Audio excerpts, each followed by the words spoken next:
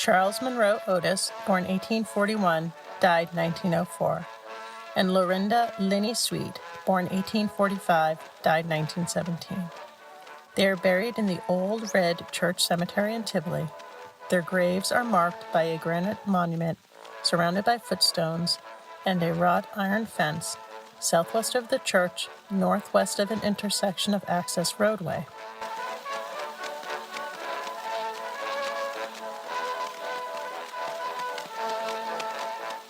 Brothers Charles and William Otis are both buried in this cemetery and have impressive granite monuments. See the separate entry for more information about William. Charles Monroe Otis was born in Chester, Massachusetts, the son of Quartus Otis and Eunice Palmer. He enlisted in Company E of the Massachusetts 10th Infantry Regiment in 1861 and served for the duration of the Civil War. In between tours, he found time to marry Lorinda Linnie Sweet in 1863 in Huntington, Massachusetts. His brother William married Linnie's sister Sarah. At the time of his marriage, Charles's occupation was listed as mechanic. He and Sarah would have 8 children, 5 of whom would live to adulthood. May L., who married J. Charles Greff, Charles M. Jr., who married Harriet Quimby, Arthur H., who married Celeste Botiller, Eunice P., and Sadie L. Otis. May, Sadie, and Eunice were all members of the Daughters of the American Revolution under their ancestor, James Otis. Charles and his brother both made the move from Massachusetts to Tivoli in the 1870s following their uncle Watson D. Otis, a divisional superintendent of the New York Central Railroad, and later a long-serving president of the village of Tivoli. Charles probably arrived in Dutchess County between 1875 and 1879, when his son, Charles M. Jr., was born in New York State. Though Charles was a mechanic during the time of the Civil War, his occupation would change over the course of his life.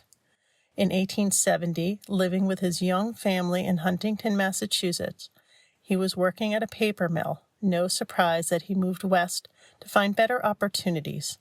In 1880, he lived next door to his Uncle Watson, and in 1900, he was listed as a stonemason.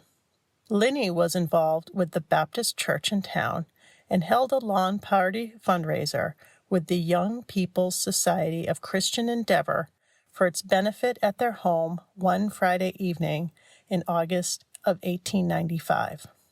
A year later, her son Charles, only 18 years old at the time, would suffer a terrible accident in early October while working on a gravel train, probably one of many such construction-related conveyances used to repair the rails and clear tracks obstructed by rockfalls or crashes that his uncle William worked with.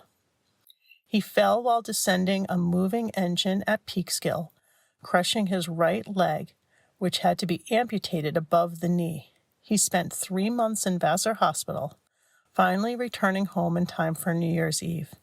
He would have to give up his railroad career, but he found a new calling a few years later. Charles Jr. operated a drugstore in Tivoli for 4 decades. Charles M. Otis Sr. died at home on Montgomery Street in Tivoli at 62 years of age, and the Grand Army of the Republic conducted his funeral services.